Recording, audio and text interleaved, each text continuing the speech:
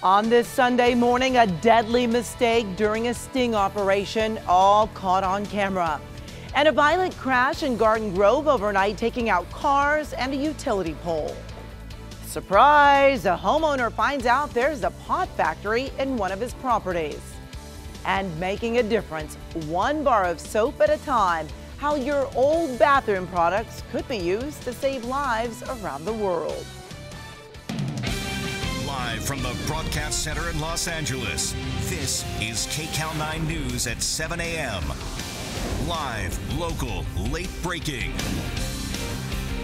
Good Sunday morning to you on this 12th day of April. This is a live look from our Blue Ridge camera. Lots of sunshine out there already. Another gorgeous day in store for the Southland, and we are glad that you're starting it out with us.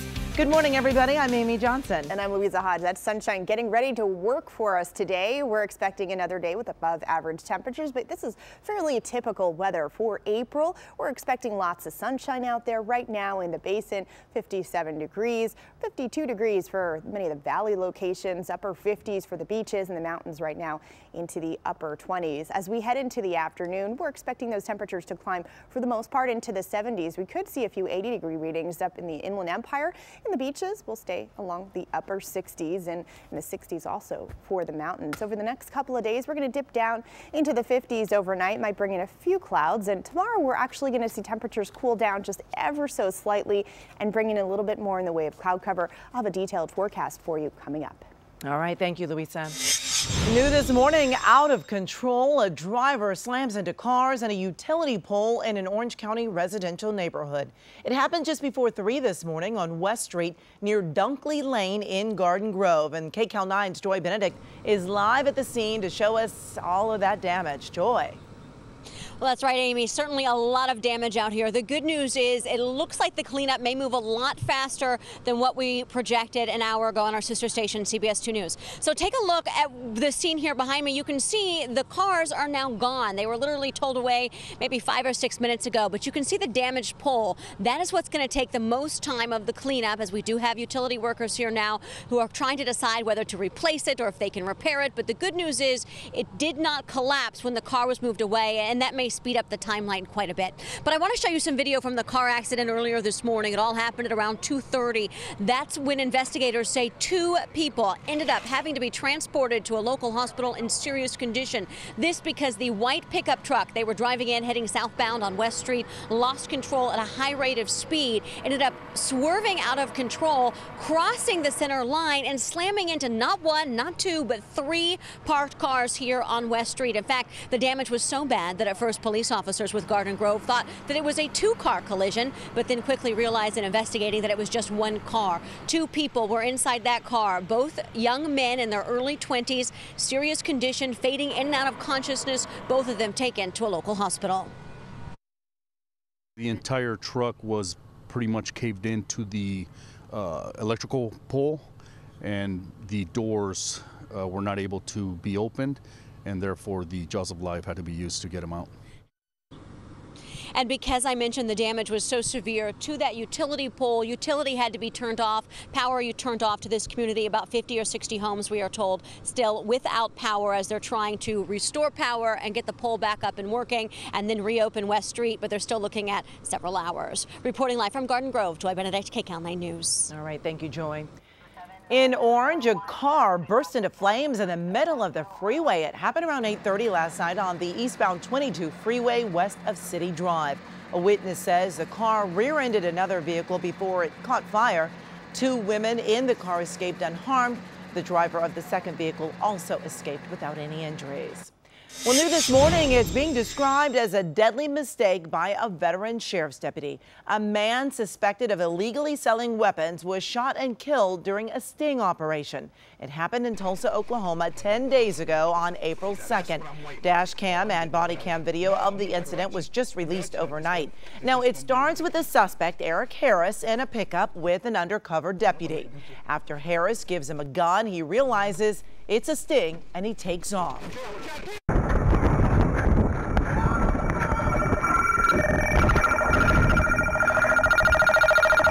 All right, Leon. Roll on your stomach. Now. him. I'm sorry. Now, before he died, Harris could be heard saying he couldn't breathe.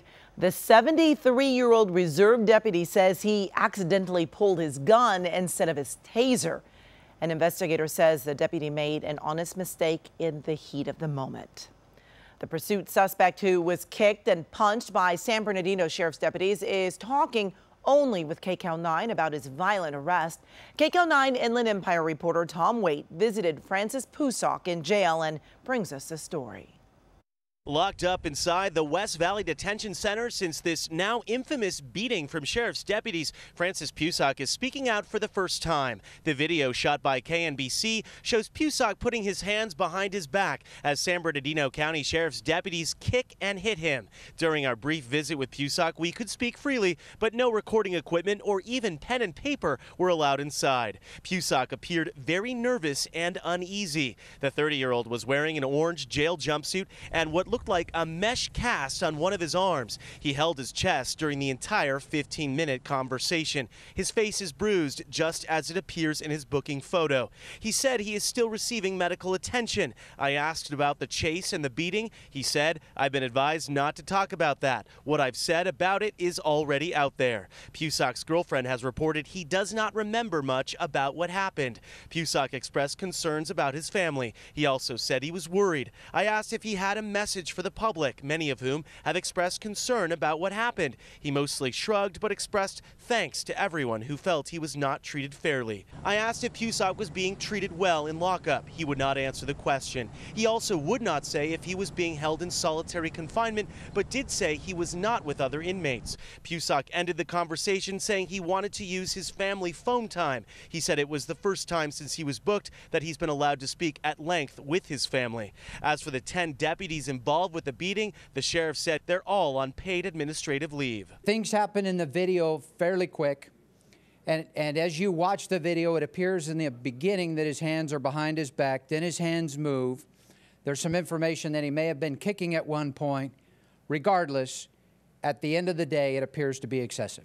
This is not Pusock's first run-in with the law. His record includes driving infractions, attempted robbery, fighting, cruelty to an animal, and resisting and obstructing an officer. Court documents also show a female sheriff's deputy reported he made a death threat against her. Reporting from Rancho Cucamonga, I'm Tom Waite, KCAL 9 News.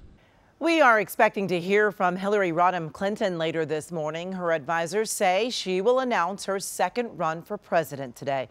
There is one prominent supporter who is not leaving any doubt he will support her, and that's President Obama. He had this to say last night in Panama. She was an outstanding Secretary of State. She is my friend. I think she would be an excellent president. And her track record with respect to domestic policy is, I think, one that cares about working families. If she decides to run and she makes an announcement, she's going to have some strong messages to deliver. Now, early this morning, the president returned from Panama to Washington. He landed overnight at Joint Base Andrews. It was the end to an historic trip that saw the first meeting between a U.S. and Cuban president in more than half a century. During the Summit of the Americas, Cuban leader Raul Castro even apologized to Mr. Obama, saying he had no responsibility of the embargo set by past presidents. Local Cuban Americans look forward to the lifting of the embargo. Maybe we could help the people there in Cuba because they've really been going through a lot. And let bygone be bygone, and let's go ahead and start fresh. I've always felt really the embargo hurt the Cuban people more than anybody because, you're not hurting the Castro brothers.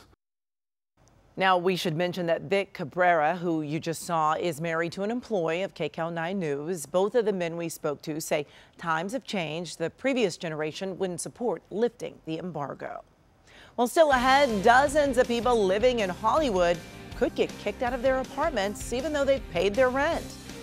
And a bizarre pileup just off the 101, how a Prius ended up on top of another car. And pesky plants worth growing? Why several Bay Area restaurants are serving up weeds.